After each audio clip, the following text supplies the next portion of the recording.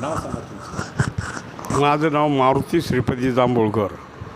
आणि हां, माझा मुलगा नवनाथ मारुती जांभूळकर. हे जवळ 68पासून भाऊसंघ काम केलेले आहे त्यांनी. तर ते या शंकर शेटने तिकीट दिलं होतं आमच्या सुनबाईला, पण ते अचानक 1 महिना त्यांनी प्रचार केला 31मध्ये, आणि फॉर्म द्यायला गेल्यानंतर डायरेक्ट फोन आला, तुम्ही फॉर्म देऊ नका. तर ते आता नाराज होणारच ना. मग त्यांनी ते नाराज झाले. मग ते आमचा मुलगा आता तुझं बाहेर जायला होत नाही, आता नको म्हणला, आता हे राजकारण आता सोडायचंच म्हणला, जायलाच नको. तुम्ही सर्व्हिसला कुठं होतं, कामाला कुठं होतं? आम्ही शेण फॅक्टरी खडकी तारुगोळा. किती साल? तर जवळजवळ 71मध्ये कामाला लागलो मी. 71 आणि 2008मध्ये मी रिटायर झालो.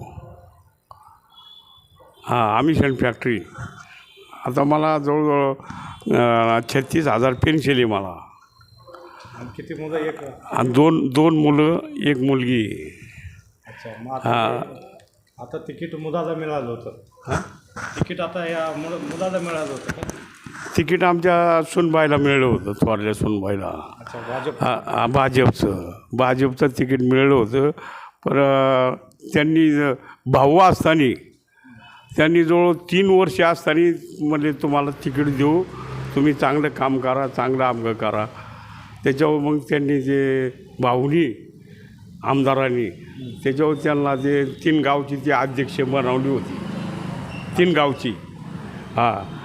आणि मग म्हणले, मग तुम्हाला तिकीट तुम्हाला देईल म्हणलं. त्याच्यात भाऊ गेल्यानंतर मग शंकर शेटनी सांगितलं, तुम्हाला तिकीट देतो. आता तिकीट देतो म्हणल्यावर मग तुम्ही 31 महिला, एक महिला होती. 1 महिन्यासाठी याला उभी केली होती. तर एक महिना जवळजवळ त्यांनी प्रचार केला 31मध्ये. आणि फॉर्म घेऊन तिथं गेलो, आणि त्यांनी एकदम फॉर्ममध्ये तुम्ही देऊ नका असा फोन आला आहे. मग डायरेक्ट ते जगताबाईला दिलेला आहे फॉर्म. अच्छा. मग लक्ष्मण जगताप बरोबर तुम्ही पण काम केलं? लक्ष्मण जगताप बरोबर? नाही, मी फॅक्टरीला कामाला होतो. अच्छा. तो मुलगा तिथं होता कामाला, त्याच्याकडे सामाजिक काम. नगरसेवक असताना तो कामा होता.